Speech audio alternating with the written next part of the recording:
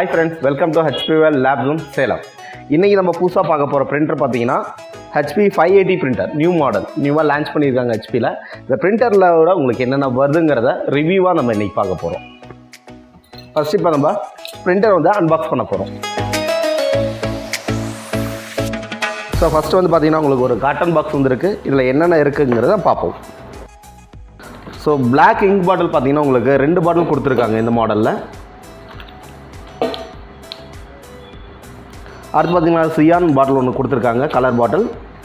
Magenta ஒரு bottle கொடுத்துருக்காங்க and yellow ஒரு பாட்டில் கொடுத்துருக்காங்க. USB கேபிள் கொடுத்துருக்காங்க அண்ட் பவர் கேபிள். அடுத்ததாக பார்த்தீங்கன்னா பிரிண்டர் ஹெட்டு கொடுத்துருக்காங்க, black colour head and tri colour head.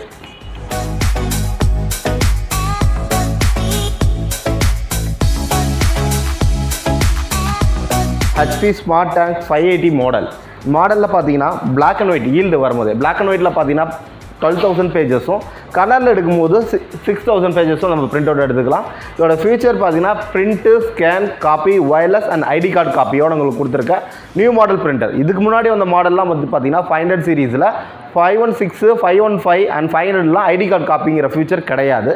இப்போ இந்த மாடலில் உங்களுக்கு ஐடி கார்டு காப்பி கொடுத்துருக்காங்க. இந்த ஐடி கார்டு காப்பி மூலிமா நம்ம ஆதார், பேன்லாம் ஈஸியாக நம்ம வந்து ஸ்கேன் பண்ணி பிரிண்ட் அவுட் எடுத்துக்கலாம்.